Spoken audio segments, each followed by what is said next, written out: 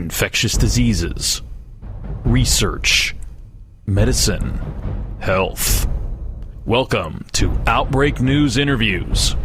And now, broadcasting from the Outbreak News Skylar Studios in beautiful West Central Florida, here is your host, microbiologist and editor of OutbreakNewsToday.com, Robert Harriman.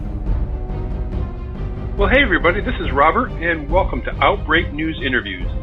Now, last month, a multidisciplinary panel led by the Infectious Disease Society of America, the American Academy of Neurology, and the American College of Rheumatology published the 2020 guidelines for the prevention, diagnosis, and treatment of Lyme disease in the journal Clinical Infectious Diseases.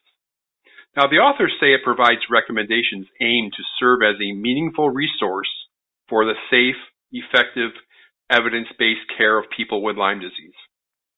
Well, here today to give her views on the guidelines is attorney and the Chief Executive Officer of LymeDisease.org, Lorraine Johnson, JD. Hey, Lorraine, and welcome back to the show. Thank you for having me, Robert. Okay, well, before we get into the specifics, I'd like to just first get your general impression of the new document. Well, essentially now we have three different guidelines that have been created for Lyme disease using the GRADE assessment. And the GRADE assessment essentially is recommended by the National Academy of Medicine, and it seeks to take a look at evidence bases, the values, and the recommendations. And their aim is essentially to permit more clinical discretion and shared medical decision-making when the evidence base is weaker. So they're trying to get this focus on evidence. The three guideline developers now are the International Lyme and Associated Diseases Society, which I was a co-author on, by the way.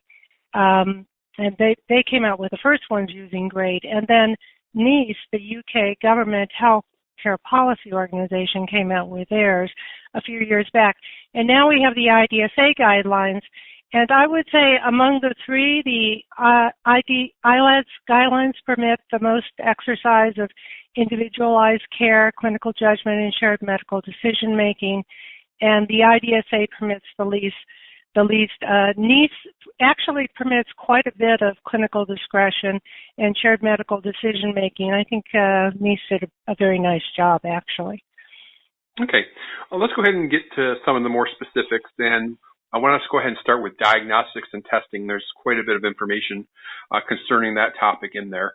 Are there any significant changes in this area as opposed to former documents by the IDSA?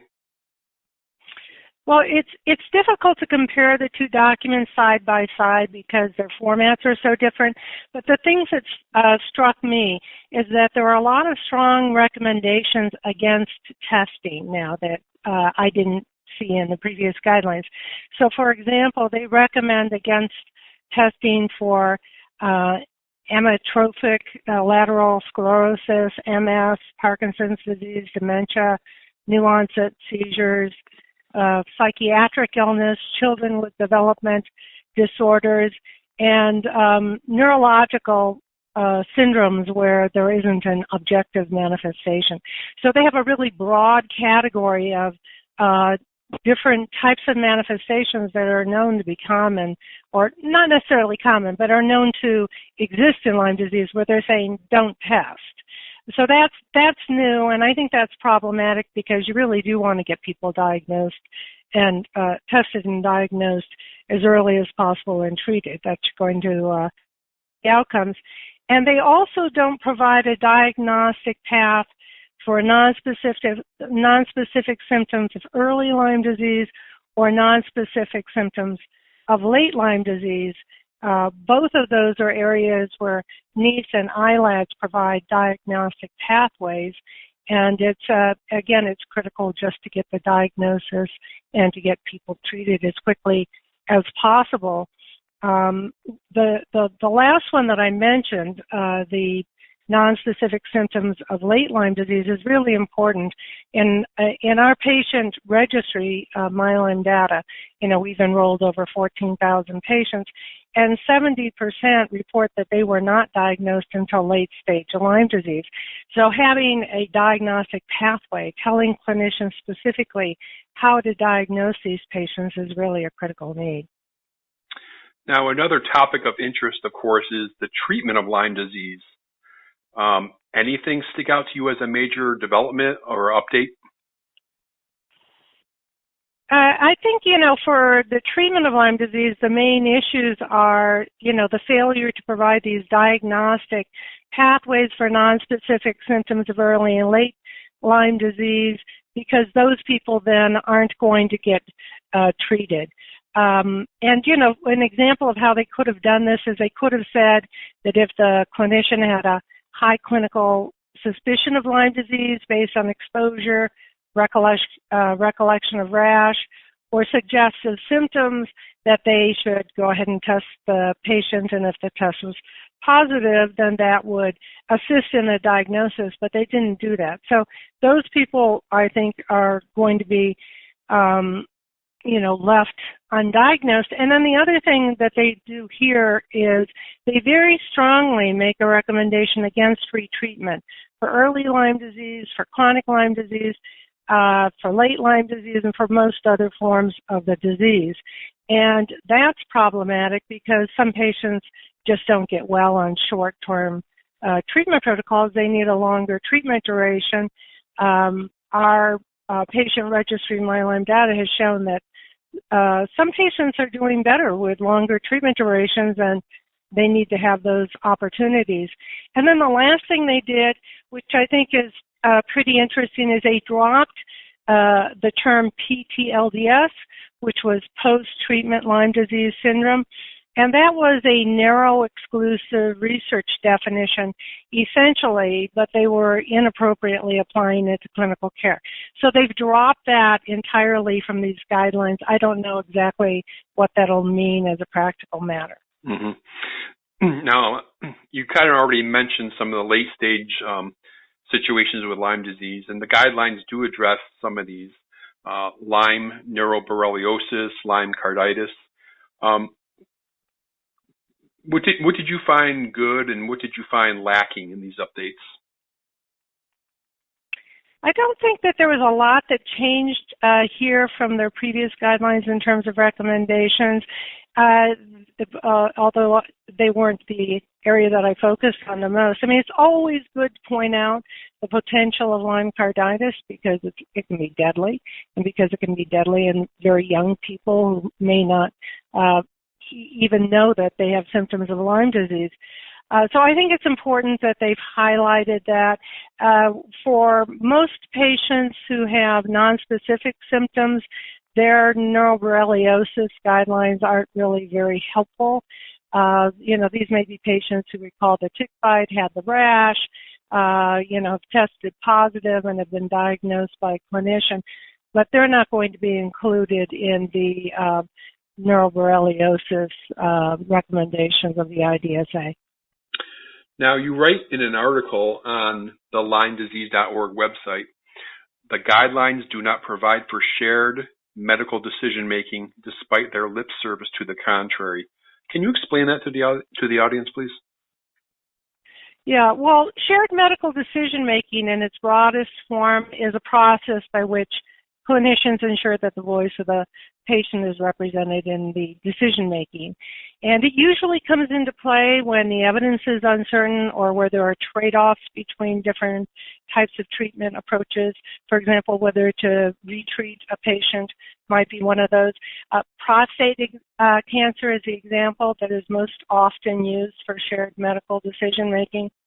The IDSA guidelines generally say that shared medical decision-making is important, but none of their recommendations actually suggest that clinicians discuss the risks and benefits of treatment to determine the best course of action, and that's what shared medical decision-making requires.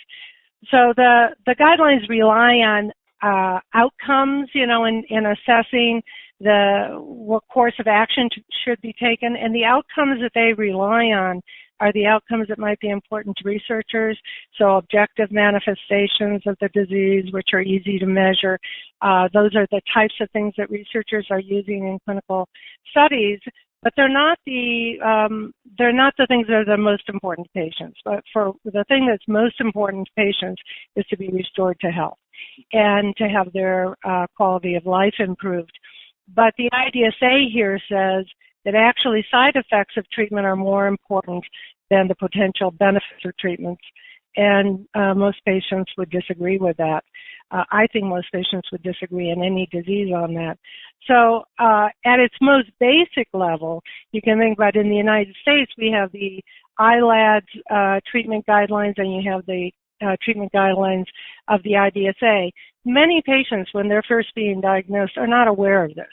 And yet there's nowhere in these guidelines that say there are two different approaches to treating this disease. It doesn't mean that IDSA doctors in a shared medical decision-making context would need to provide that care, but they would need to actually tell patients that that type of care does exist so that the patient could make a decision about whether they want to seek care elsewhere. Does that surprise you? It does surprise me. The grade guidelines and the National Academy of Medicine specifically say that you should note other existing guidelines. And I know that in a competitive world, that doesn't seem like that's a desirable thing to do, but it's the right thing to do. Right. Because, for example, imagine that you had prostate cancer and you went and you saw a surgeon and they didn't tell you that radiologists recommend a different course of treatment. That would just be depriving the patient of the right to make autonomous decisions about their well-being. Sure.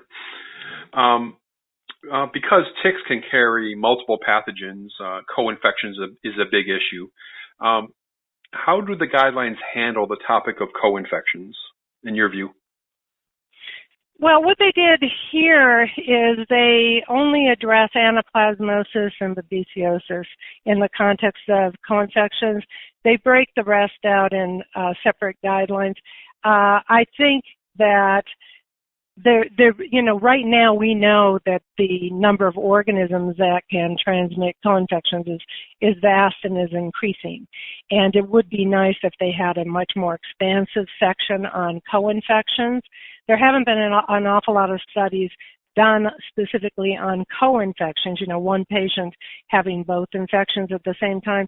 But there's a growing body of literature that suggests that it is these existence of co-infections that are causing some of the difficulties in getting patients well. We show a lot of co-infections in the MyLyme data patient registry, a lot more than, for instance, they're showing in acute patients. So for somebody who just comes in with an EM rash and they test them for a co-infection, they may not have as many co-infections as patients who have persistent symptoms of Lyme disease. Mm-hmm. Now, there are some differences in thought on the issue of chronic Lyme disease. How do the authors treat this issue? Well, the IDSA does not acknowledge even the possibility of persistent infection, and that's a very big deal. Both NICE and the ILADS guidelines acknowledge that.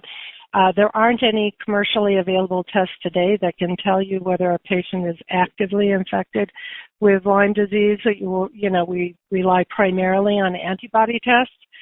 So this has become a big issue.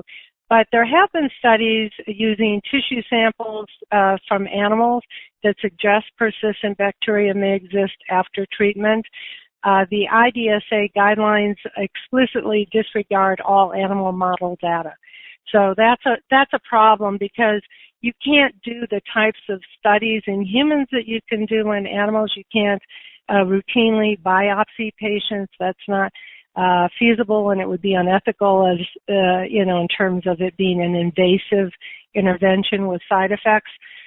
There have been studies that have shown where a patient was going in for a surgical procedure and they said, by the way, please do a biopsy so I can have it tested for Lyme disease. And those have come out positive in a number of case studies.